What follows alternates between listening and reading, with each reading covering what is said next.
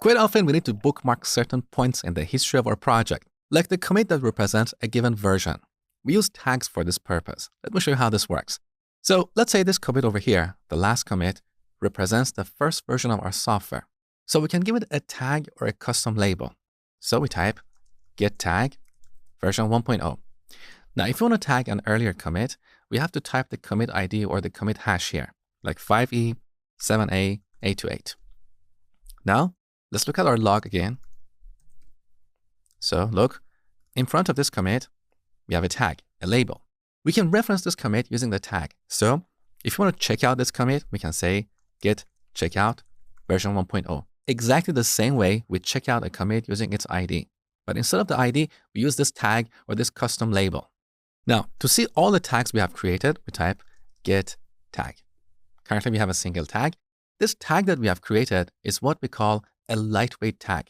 It's just a reference or a pointer to a particular commit. But in Git, we have another type of tag called annotated tag, which is a complete object with a bunch of properties like tagger name, email, and message. So if you want to create an annotated tag, we type git tag -a for annotated.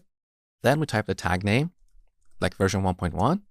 Now here we need to supply a message, just like creating a commit. So we can say my version 1.1. Of course, this message is redundant. There's no point having this message.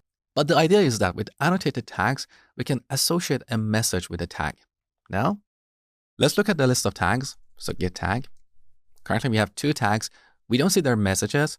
To see the message, we type git tag -n. So here's our first tag, which is a lightweight tag. The message associated with this tag is actually the message of the commit that it points to. In contrast, here's our annotated tag, which has a custom message. Now let's look at the second tag we just created, git show version 1.1. So on the top, we have some information about this tag. We can see the tagger's name and email, the date and time the tag was created, as well as the custom message we provided. Below that, we have the full details of the commit. So quite often, we prefer annotated tags to lightweight tags. Now, to delete a tag, we type git tag -d and then type the tag name. The tag is gone, so we have only a single tag in our repository.